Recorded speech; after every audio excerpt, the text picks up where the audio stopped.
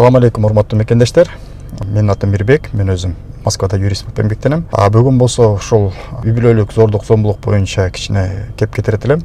Жана өзүңүздөр билесиңер, жакын арада эле Кыргызстандагы Сузак районунда үй бүлөдө өрөө учурган жана коомдо аябай талкууга алган видео тарады. Ошондон кийин Москва шаарынан дагы мага биздин бир мекендешибиз кайрылды. Кайрылуусунун себеби 8 июнда түнкү саат 2-3 көптөн бери чогуу жашабай калган күйөөсү эшикти аябай катуу уруп, эшикти ачууга мажбурлап эшикти ачтырат дагы.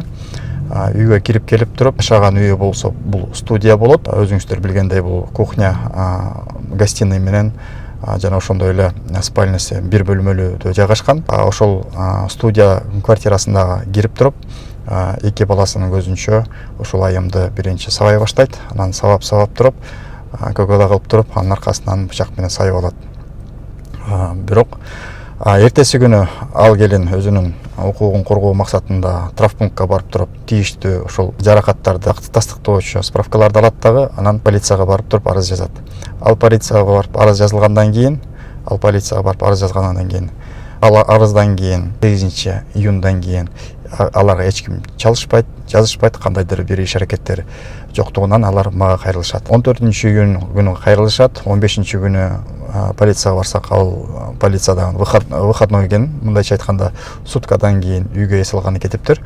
16 күнү барып туруп, 16 күнү ошол участковый менен сүйлөшсөк, сүйлөшүүнүн негизинде арыз боюнча кандайдыр бир иш аракеттерди кылдыңыздарбы, кандайдыр бир укуктук кандай баа бердиңер деген суроолорду бере баштагандан кийин ал кичине кое туруңуздар, азыр материалдарыңызды табалы, эртең жолугалы деп кичине убакыт алышып, андан кийин эртең дагы жолугалы деп чечишти. Мындай полициядан мындай чыгаары менен анын күйөөсү чалып, төмөндөгүдөй мындай телефон аркылуу сөз болду. Ты же меня пырнул ножом, Нурбек. Согласен? И чуть не убил, сказал, что ты меня убьешь. Разве этого не было? Было? Вот, я тебя боюсь. Даже нету права меня избивать, Нурбек. А ты просто так приехал, избил, пырнул ножом и уехал. А что мне оставалось делать?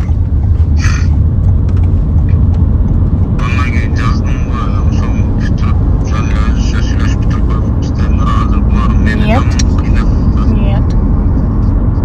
Ты же меня постоянно избиваешь, Нурбек.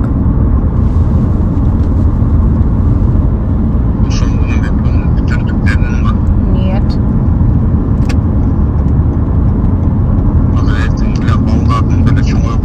И что ты разве о детях думаешь? Да?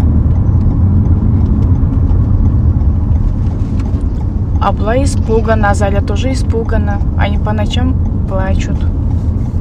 Говорит то, что Аблай все время повторяет то, что ты пырнул меня ножом.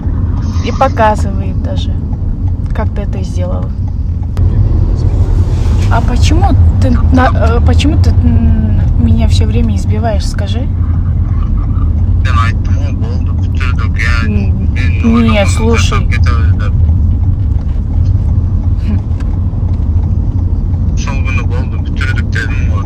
Нет. А почему ты меня избил? А почему хотел меня убить, скажи?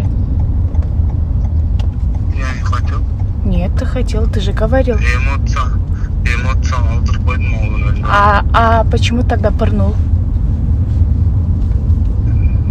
Я не хотел. Не хотел, но и сделал.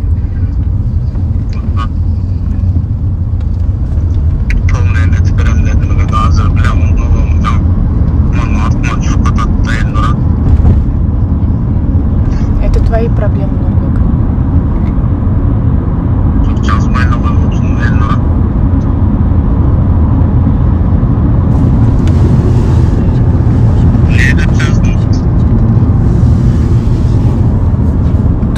То, что ты меня избил и пырнул ножом.